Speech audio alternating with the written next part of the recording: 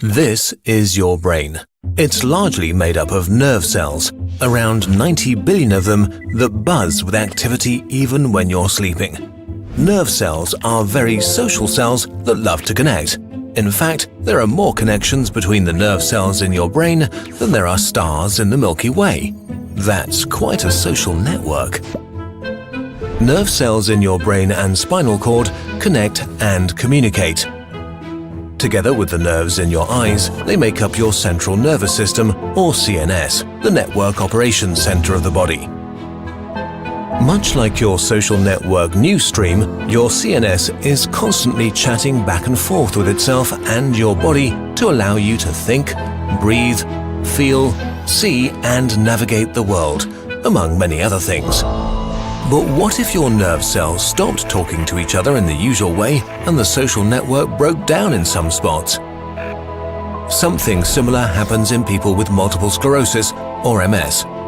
MS is a disease of the central nervous system.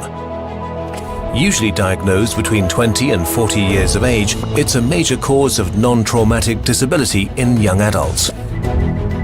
To understand what MS does to the CNS and body, let's take a closer look at how nerve cells work. To send important messages, nerve cells communicate through electrical signals. Signals start at one end and travel down this long wire-like part, which is called an axon. Most axons are coated with fatty layers of myelin, which is like the insulation around an actual electric wire. Myelin supports the nerve cell and helps the signal move efficiently to the end of the cell where the message can be passed to other cells in the network. Nerve signals move incredibly quickly, about 100 meters per second. It only takes about 1/50th of a second for a signal to reach your toe from your brain. That's why you don't notice any delay when your brain tells your toes to wiggle. In people with MS, the myelin layers become damaged by inflammation, changing the way signals move down the nerve and leading to a wide range of problems. Inflamed areas of the CNS can also become scarred when the body tries to fix the problem, like when a deep scrape leaves a scar on your skin. Most people with MS experience relapses of symptoms followed by periods of time without symptoms. However, no one can predict what kind of symptoms they will have, when they will happen, or how long they will last. What's more, MS never stops and can damage your CNS even when you aren't having symptoms. So what's behind the nervous system attack? As it turns out, part of our own bodies are a major culprit in MS.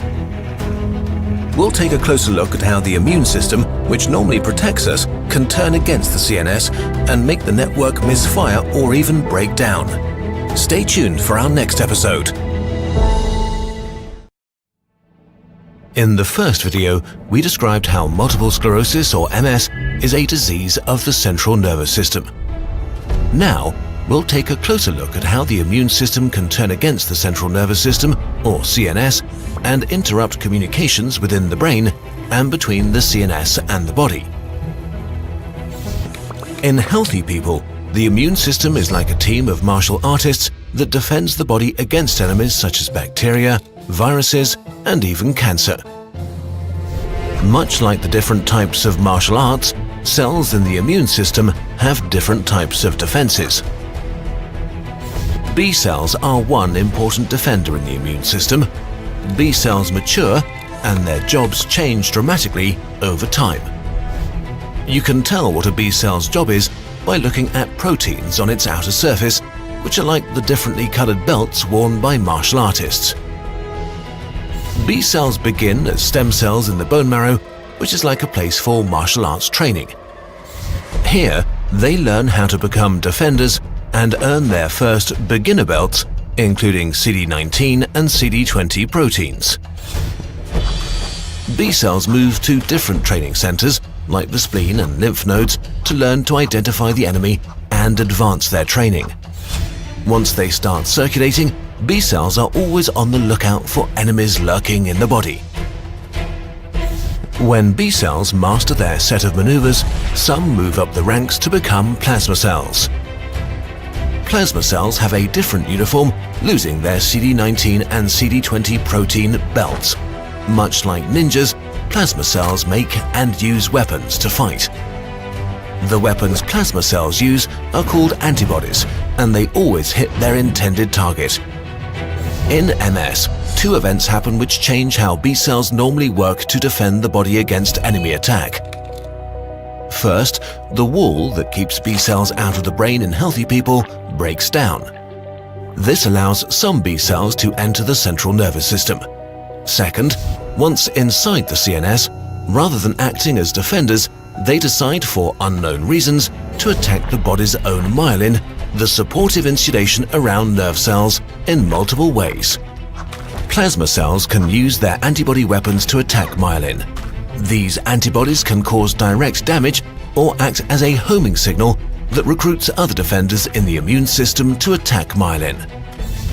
B cells can also inform T cells, another defender, that myelin is the enemy. This type of T cell is like a sensei or trainer that teaches other types of T cells to fight against myelin. Both B and T cells send signals called cytokines to recruit other types of defenders to the fight, which cause inflammation. B and T cells can also band together to build a training center on the lining of the brain. This allows them to continue training and attacking the myelin for a long time. Scientists discovered that they could target specific B cells that trigger the attack on myelin by making antibody medicines that target the CD20 protein, but not other types of proteins. Antibodies that target only CD20 do not affect stem cells in the bone marrow, nor the plasma cell ninjas that have already been trained to fight specific enemies. This means that the immune system should still be able to defend the body against harm. Clinical studies have shown that antibodies that target the CD20 protein slow disease progression in people with MS and may potentially become a new treatment approach for people with MS.